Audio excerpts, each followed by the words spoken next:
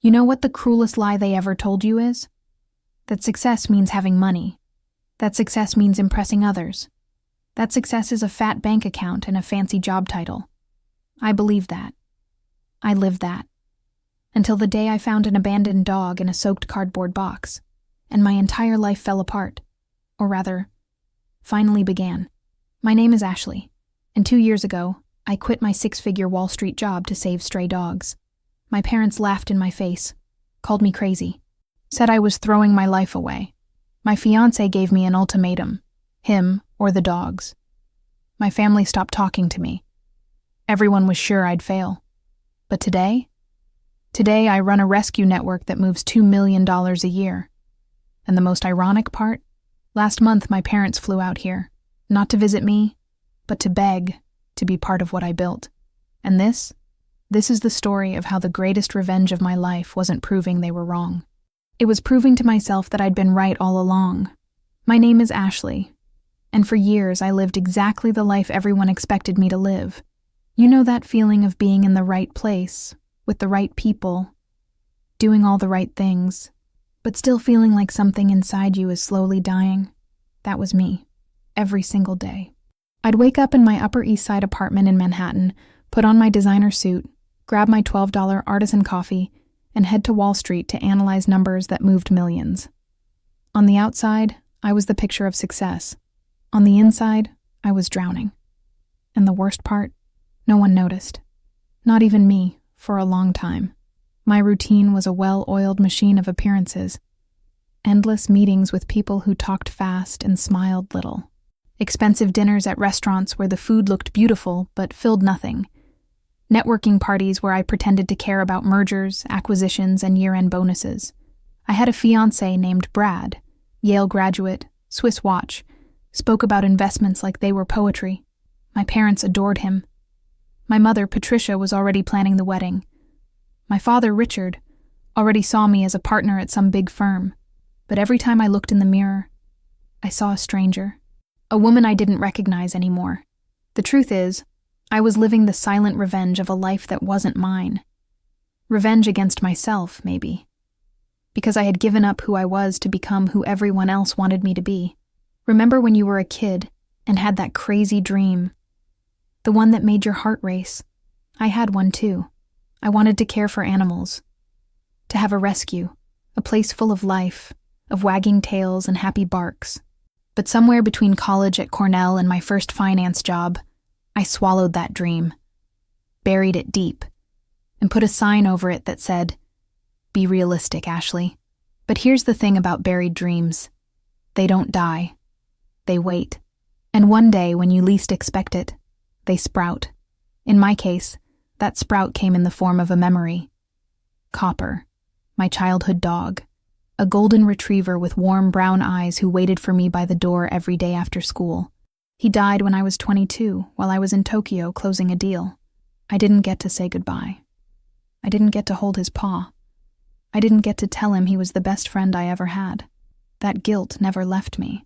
And every time I saw a dog on the street, something inside me cracked a little more. Corporate life is funny. It gives you everything, except time to feel. You're always running, always busy, always productive. But productive for what? For whom? I made good money. Really good money. My bank account was full. But my soul was starving. And every night, when I took off that suit and lay down in my king-size bed, I felt a void so deep that not even all the money in the world could fill it. I was tired. Tired of pretending. Tired of smiling at people I didn't like. Tired of living a life that felt like cruel revenge against the girl I once was.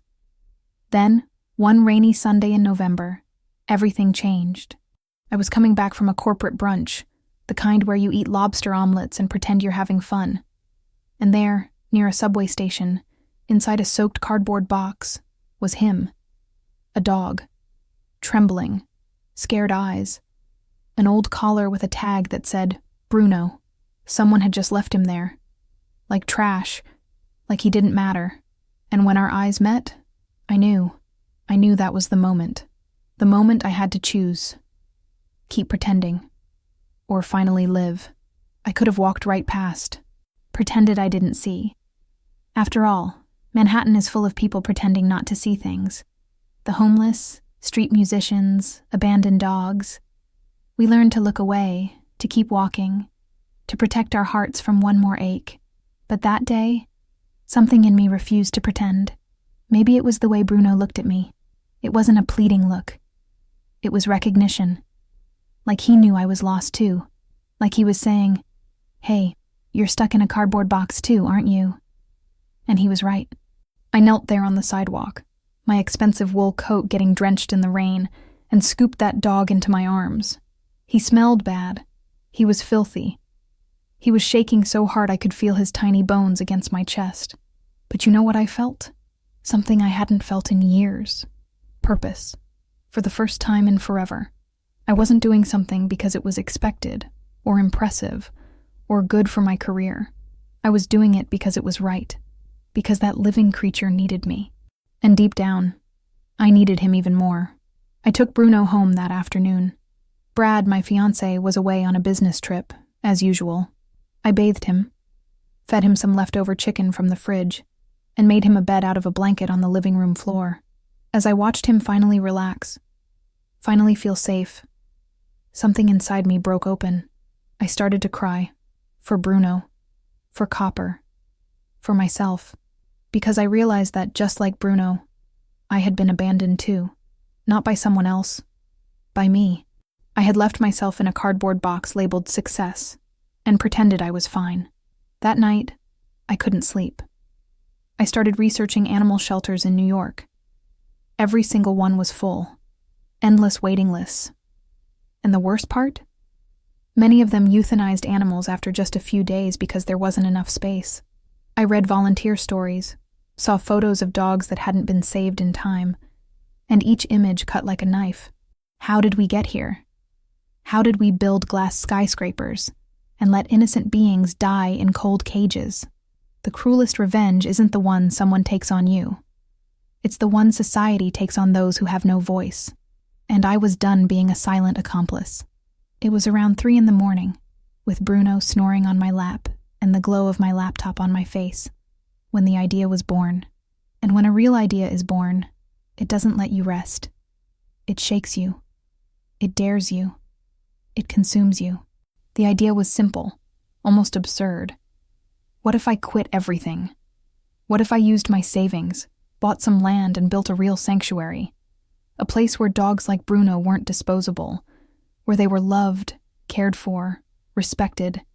It sounded crazy, irresponsible, reckless. But it also sounded like the truest thing I'd thought in years.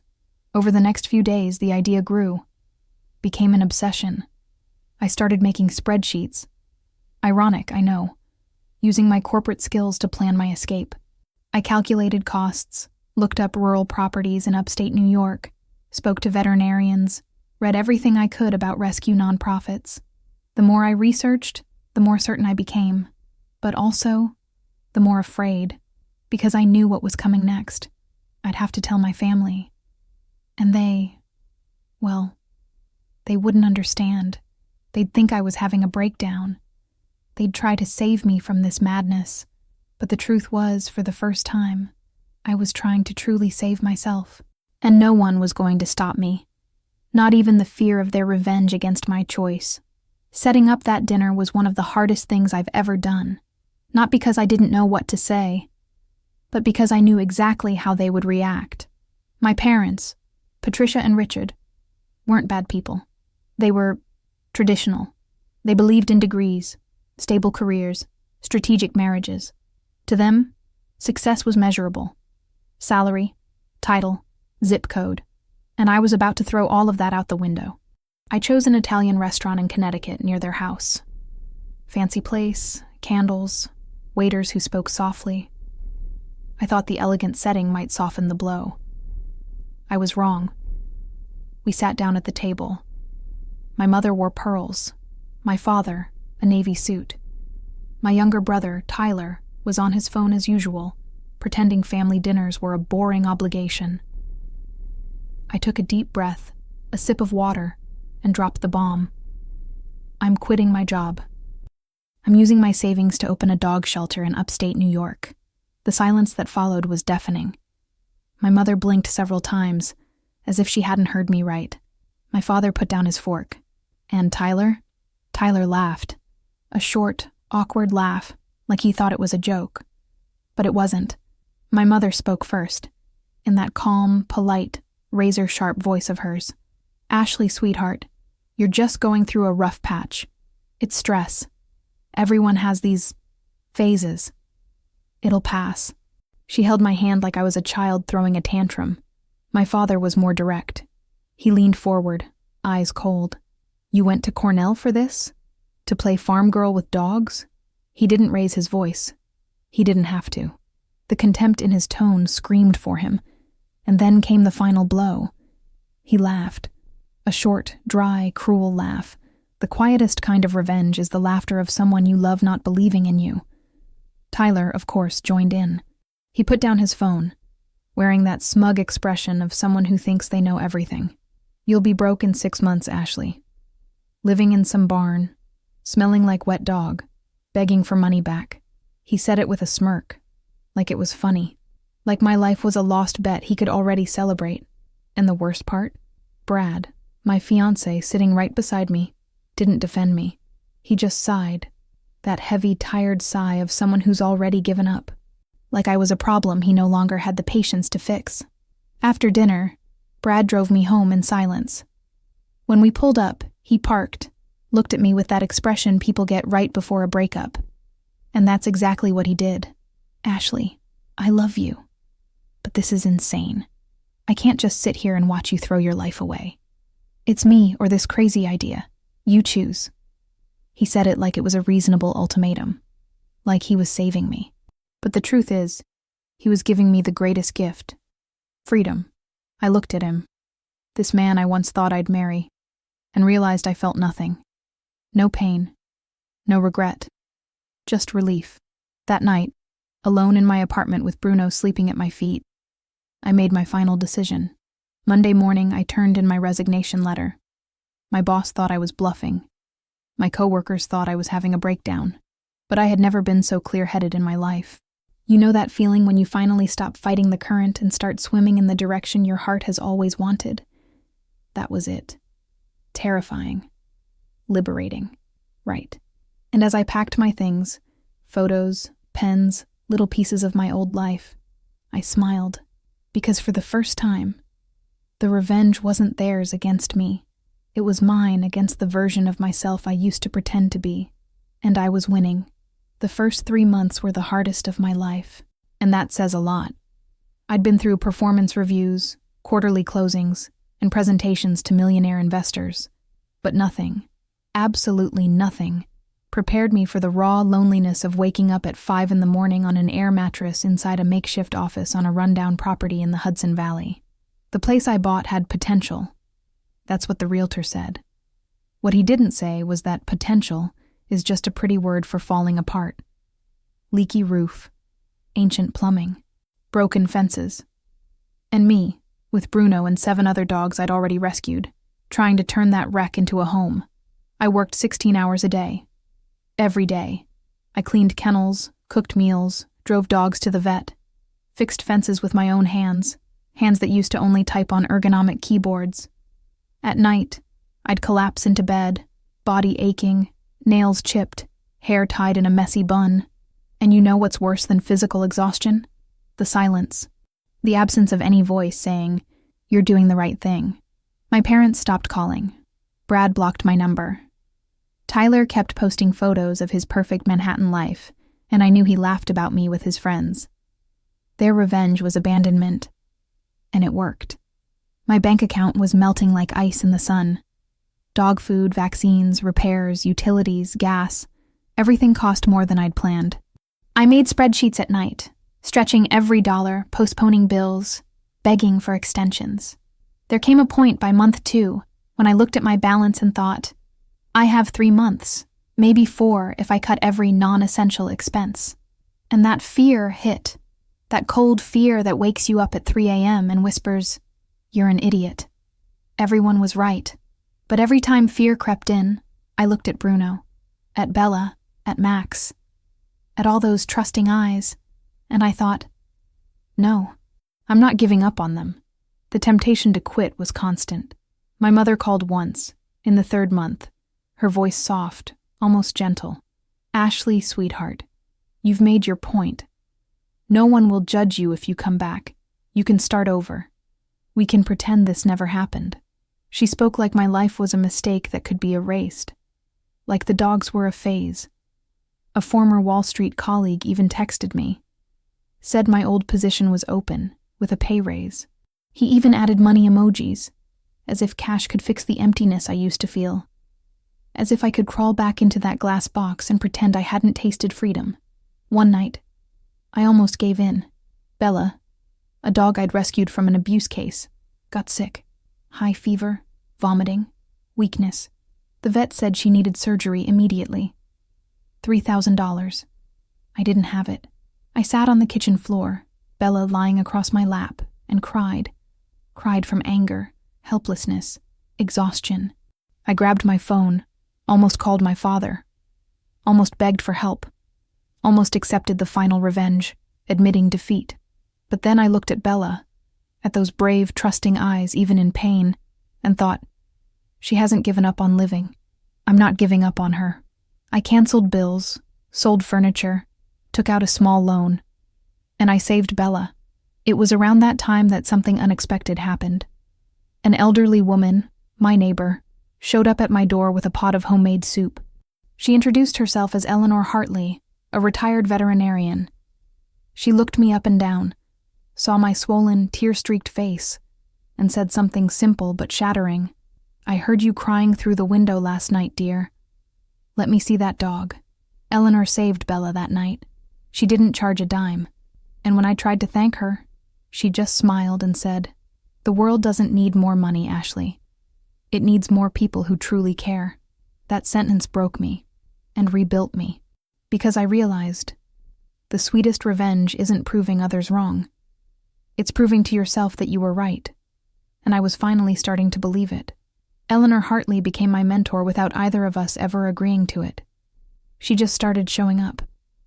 Every morning around 7, I'd hear her old pickup truck crawling up the dirt road. She'd bring hot coffee, sometimes homemade bread, and always that calm smile of someone who's seen a lot in life.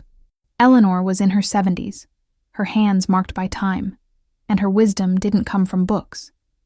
It came from decades of caring for animals, from decades of choosing what's right over what's easy. She taught me things no college ever did. How to earn the trust of a traumatized dog, how to recognize pain in silence, how to keep going when everything feels lost.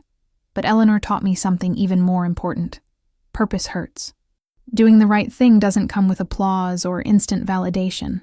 You know why so many people give up on their dreams, Ashley? She asked one afternoon as we cleaned the kennels together. Because they think it's going to be like in the movies. Inspirational music, pretty montage, overnight success. But the truth is messy, exhausting, and sometimes only you and God know what you're doing. She looked at me with those faded blue eyes and added, but that's where real revenge lives. Not against others, against the version of you that wanted to quit. Every time you get up and keep going, you're winning. It was Eleanor who gave me the idea to use social media. I resisted at first. I thought it was shallow, too exposing, that nobody would care. But she insisted, people need to see what you're doing, dear, not for ego, because stories move the world, and you have stories to tell. So, with an old phone and zero editing skills, I started posting. Simple videos, me showing the dogs, telling their stories, talking about the challenges and the small victories. Nothing polished, nothing staged. Just raw truth. At first, nothing happened. 10 views, 20. A few pity likes from distant relatives. But then, in the 4th month, something changed. I posted a video of Bruno, the first dog I ever rescued, hugging a scared puppy that had just arrived. It was just a spontaneous moment. Shaky camera, no filter, no effects. But there was something about that video, something real. Bruno, after everything he'd been through, was comforting another soul that had felt the same pain. It was pure empathy, love without words. I captioned it simply, Those who've been abandoned know how to comfort. And then, it blew up. 4 million views in a week. Thousands of comments. People crying, sharing, asking how they could help. Suddenly, my inbox was overflowing. Donations started pouring in. $50, $100, $500. Strangers sending messages of support, offering help, wanting to volunteer. A woman from Seattle sent 3 months' worth of dog food. A vet from Albany offered to treat my rescues for free. A local construction company fixed my roof without charging a dime. It felt like the universe had been quietly watching all along, waiting for the right moment to say, "Okay, Ashley, you've proven you're serious. Now we'll help you." And the most unexpected revenge of all was happening. The world that once ignored me was finally paying attention. Eleanor smiled as she watched it all unfold. She placed her hand on my shoulder and said something I'll never forget. "You know why this worked? Because you didn't do it to prove anything to anyone. You did it because it needed to be done. And people can feel the difference. They can feel when it's real." She was right. I wasn't seeking revenge for my pain. I wasn't trying to shove the truth in my family's face. I was just living, saving, loving. And without realizing it, that raw authenticity had become my greatest strength. Donations grew. Volunteers showed up. The network expanded. And for the first time since I left Manhattan, I felt something I hadn't felt in a long, long time. Hope. Hope that maybe, just maybe, this was really going to work. 6 months after walking away from everything, the shelter was no longer just a crazy dream. It was real. Harper's Haven Rescue. I named it after my middle name, the one my grandmother gave me. Had 40 dogs, 15 regular volunteers, and partnerships with 3 local veterinary clinics. The property that once looked like the set of an abandoned horror movie now had new kennels, a fenced play area, a working office, and even a small clinic for basic treatments. Eleanor was there almost every day, training volunteers, handling the most delicate cases. And me? I finally wasn't alone in this anymore. The silent revenge against everyone who doubted me was happening. But in a way I'd never imagined. Through building, not destroying. A year later, things exploded beyond even my wildest dreams. Harper's Haven had become a network of 4 shelters across 3 states. We created an educational program that visited schools, teaching kids about responsible adoption and compassion for animals. We developed an app where people could follow each dog's journey, from rescue to adoption. Companies started sponsoring us. A famous actress adopted one of our dogs and posted about it. Suddenly, Harper's Haven wasn't the project of a crazy woman who quit Wall Street. It was a movement. And the most surreal part? The annual revenue reached $2 million, from donations, sponsorships, and programs. That's when TEDx invited me to speak. Me, Ashley. The woman who used to panic at the thought of public speaking, who'd break out in cold sweat during corporate presentations, was now standing on that red stage, talking to hundreds of people about purpose versus success. "I traded a 6-figure salary for a life that makes sense," I said. "And the difference between being successful and feeling successful is simple. Success is measured in dollars. Fulfillment is when you wake up in the morning and don't have to convince yourself it's worth it." The talk went viral. 3 million views. Invitations for podcasts, magazines, interviews started pouring in. And with all that attention came something I never saw coming. The universe's revenge, working in my favor. It happened on an ordinary Thursday afternoon. I was giving an interview to a national magazine at the main shelter. The photographer was positioning me near the kennels, trying to capture the authentic essence of the founder. When Eleanor appeared at the office door with a strange look on her face, "Ashley," she said softly, "you've got visitors." And when I turned around, my heart stopped. It was them. My mother, Patricia, in the beige coat she always wore. My father, Richard, hands in his pockets, glancing around like he'd just stepped onto alien ground. And Tyler, my brother, phone in hand, but for the first time, not looking at the screen, looking at me. The silence that followed was heavy. The photographer sensed the tension and quietly stepped back. My mother was the first to speak, and her voice was different, shaky. "Ashley, we saw the article about you, in the magazine, and the TED video." She looked around, at the clean kennels, the volunteers working, the dogs running happily in the yard. Her eyes filled with tears.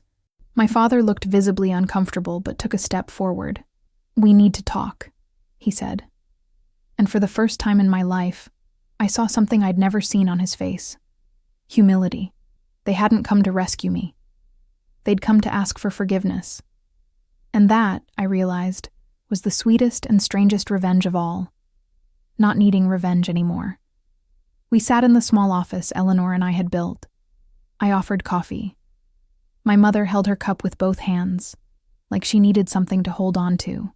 "I told everyone you were throwing your life away," she began, her voice breaking. "I was ashamed to say what you were doing. And now I see you're saving lives. And I was just saving appearances." My father took a deep breath and looked at me. Not as a disappointment this time, but as someone he didn't really know. "I laughed at you, Ashley. And I was wrong. Completely wrong." Tyler, surprisingly, was the most honest. "I hate my job. Every single day. And I keep watching what you're doing here, and I want that. Can I volunteer?" The revenge I had pictured 1,000 times, rubbing it in their faces that I was right, just dissolved, because I realized I didn't have to prove anything anymore. The proof was all around me, barking, wagging its tail, and living. I could have been cruel in that moment. I could have said everything I'd held back. Every lonely night I cried. Every time I doubted myself, because they doubted me first. Every sharp word they'd thrown at me that night in Connecticut. The easy revenge would have been that, returning their pain with interest. But sitting there in that tiny office, with my parents in front of me, vulnerable for the first time, I realized something. Real revenge isn't making others suffer. It's freeing yourself from the need for their approval. And in that moment, I was free. I took a deep breath and looked at each of them. "You can help," I said, firm, but without anger. But not as investors, not as advisors, as volunteers, just like everyone else here. My dad opened his mouth, probably ready to suggest something about financial backing or operational efficiency. But I raised my hand. "No, Dad. You start at the beginning, cleaning kennels, feeding dogs, learning their names, their stories. Because this place wasn't built with money. It was built with presence." The silence that followed was heavy, but necessary. And then, to my surprise, my dad just nodded. "Okay," he said. Just that. Okay. 3 months later, everything had changed in ways I never could have predicted. Harper's Haven was hosting its first large-scale adoption event. 50 families, live music, food trucks, volunteers wearing project t-shirts, kids running between dogs. It was beautiful chaos. Noisy, joyful, life happening in real time.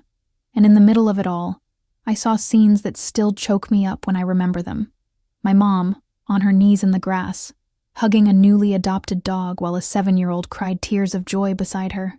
She was crying too, not from sadness, but from finally finding purpose. My dad, the man who used to wear Italian suits and speak of investments like poetry, stood there with a hose in his hand, washing kennels, sweaty, dirty, but smiling in a way I hadn't seen since I was a child. And Tyler, he was filming content for the shelter's social media, interviewing families, capturing real moments with a spark I'd never seen in his corporate life. "I quit marketing," he told me that morning. "I'm applying to vet school. Took me a while, but I think I finally know what I want." And me? I just watched it all from a distance, Eleanor beside me, holding her cup of tea.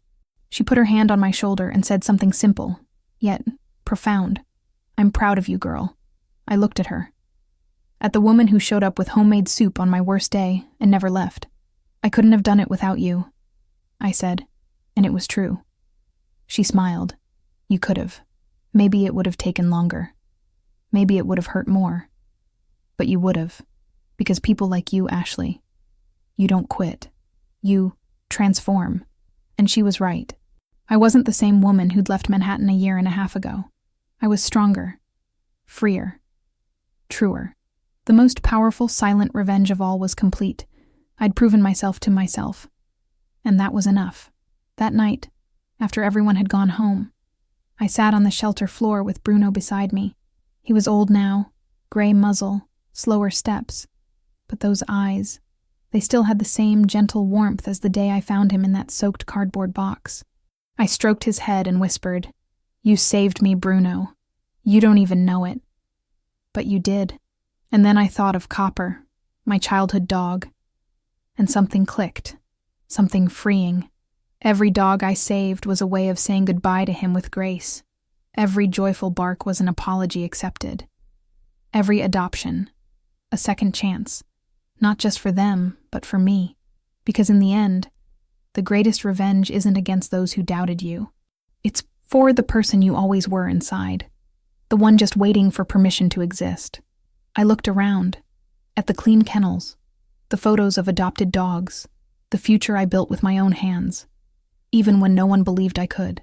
And for the first time in a very long time, I didn't feel anger, or resentment, or the need to prove anything.